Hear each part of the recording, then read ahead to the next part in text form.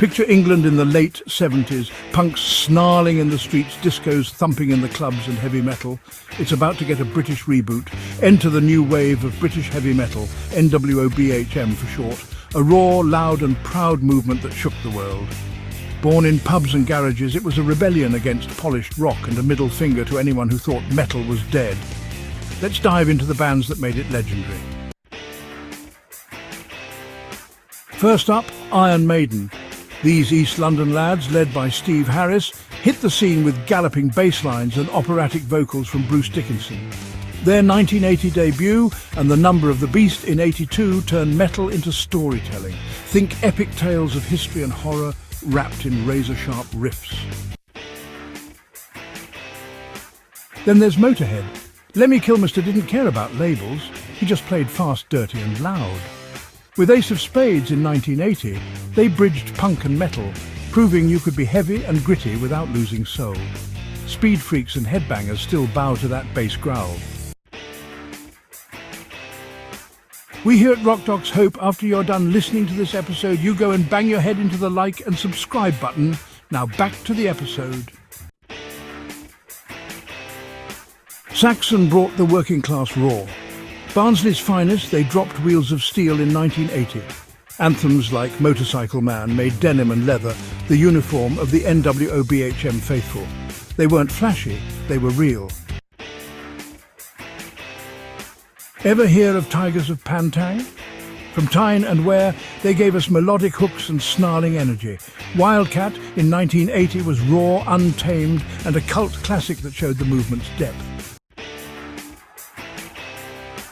Diamond Head, out of Starbridge, influenced a little band called Metallica. Their 1980 album, Lightning to the Nations, had riffs so massive they're still echoing in thrash metal today. Underrated? Sure. Essential? Absolutely. Grim Reaper leaned into the dark side. Steve Grimmett's wail on See You in Hell in '84 was pure NWOBHM drama, catchy, heavy and just a little spooky. Whitesnake, led by David Coverdale, started as bluesy hard rock but hit NWOBHM stride with Ready and Willing in 1980. They brought swagger and polish to the rough edges of the scene. Judas Priest, already metal gods by the late 70s, turbocharged NWOBHM with British steel.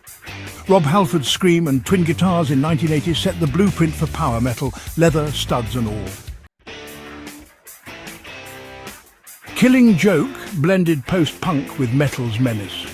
Their 1980 self-titled debut was dark, tribal and heavy in a way that made you feel the apocalypse coming. Samson, with a young Bruce Dickinson before Maiden, roared with Head On in 1980. Thunderous and scrappy, they were NWOBHM's hidden gem. Venom from Newcastle took it to the extreme. Welcome to Hell in 1981 was filthy, fast and birthed black metal. They weren't just loud, they were chaos. Finally, Def Leppard. Sheffield's Golden Boys started raw with On Through the Night in 1980, then polished up with Pyromania in '83. They took NWOBHM to the masses, trading grit for hooks that ruled MTV.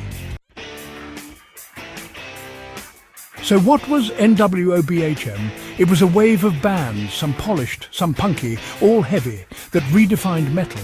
From Maiden's epics to Venom's snarls, they gave the 80s its soundtrack and inspired generations. The riffs still ring, the leather still shines, and the spirit, that's immortal. Thanks again for joining us here at Here It Is Rock Docs on this deep dive on the rise of British metal. Long live metal, peace!